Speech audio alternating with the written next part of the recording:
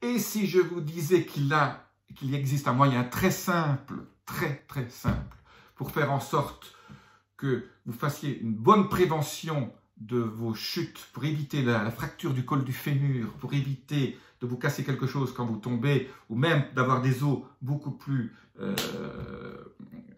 costauds.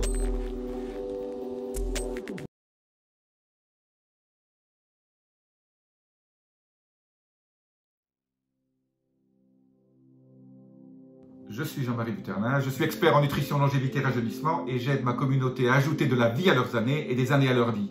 Pour ajouter des années à votre vie, il faut avoir des os solides.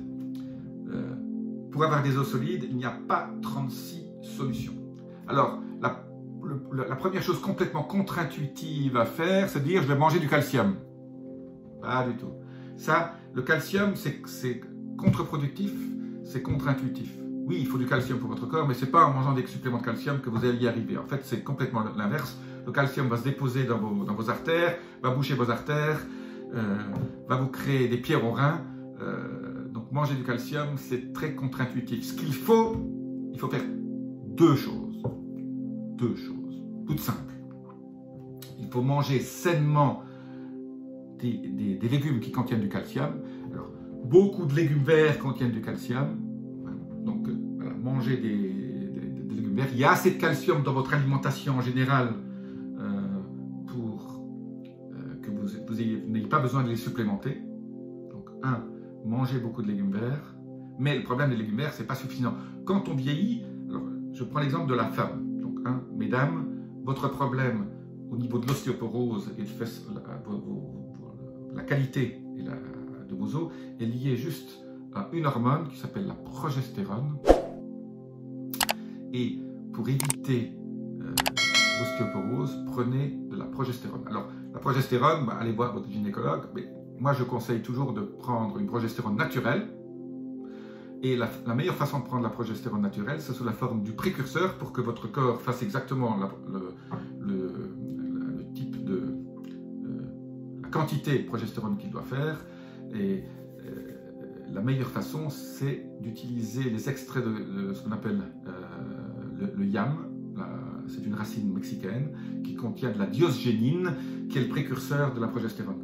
Alors, le seul problème, c'est que la diosgénine et cette racine d'un légume mexicain, le yam, en fait, quand vous le digérez, votre foie le transforme et il n'est plus possible de l'utiliser pour fabriquer de la progestérone. Alors, il faut l'utiliser sous forme de crème.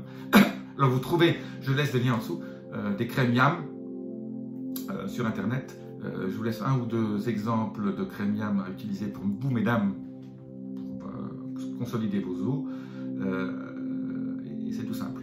Donc, en plus de la crème yam pour les femmes, pour les hommes, alors, les hommes n'ont pas le problème du phénomène progestérone. Alors, pour les hommes et les femmes, donc, en plus, il faut faire deux choses. Qu'est-ce qui consolide vos os? C'est le sport.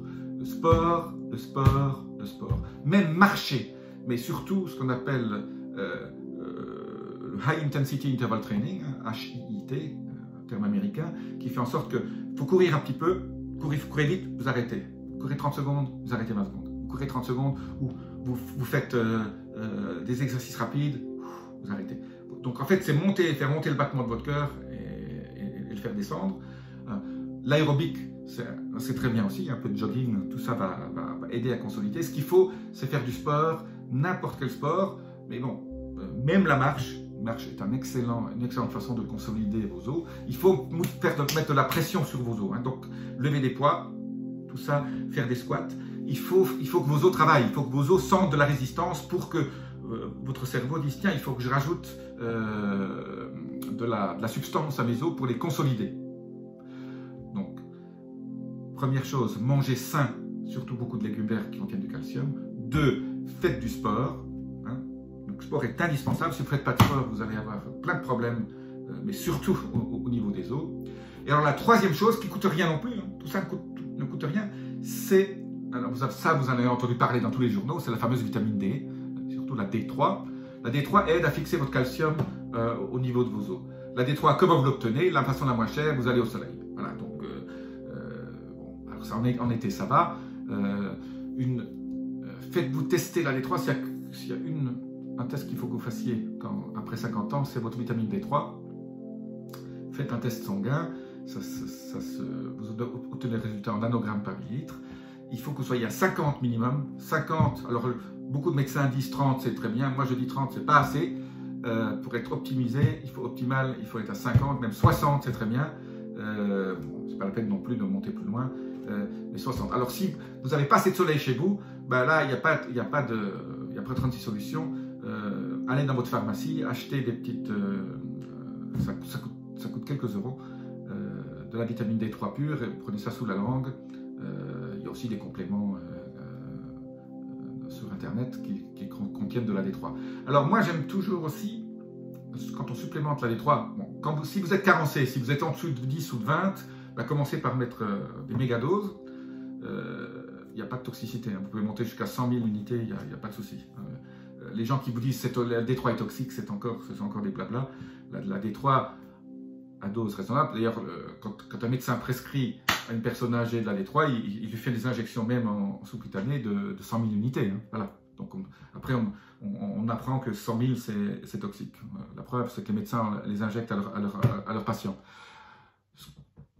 Ce qui est très sympathique au niveau de la D3, c'est d'ajouter la K2, de faire une combinaison K2-D3, la vitamine K2, super importante. Pourquoi? Parce que la K2 aussi, la K2, c'est la vitamine qui est contenue dans le beurre.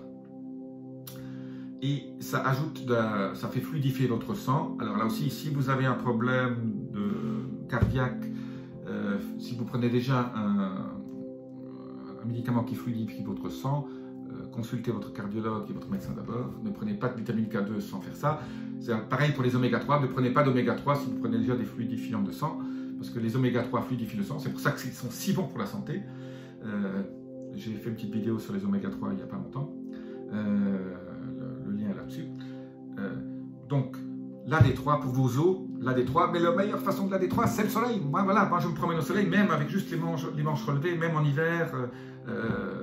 Mais pour savoir votre niveau de D3, il faudra passer par la prise de sang. Allez voir votre médecin, la prochaine prise de sang, qui vous fasse votre D3. Si vous êtes en dessous de 50, allez plus au soleil si vous êtes dans un endroit ensoleillé, ou supplémentez-vous en D3.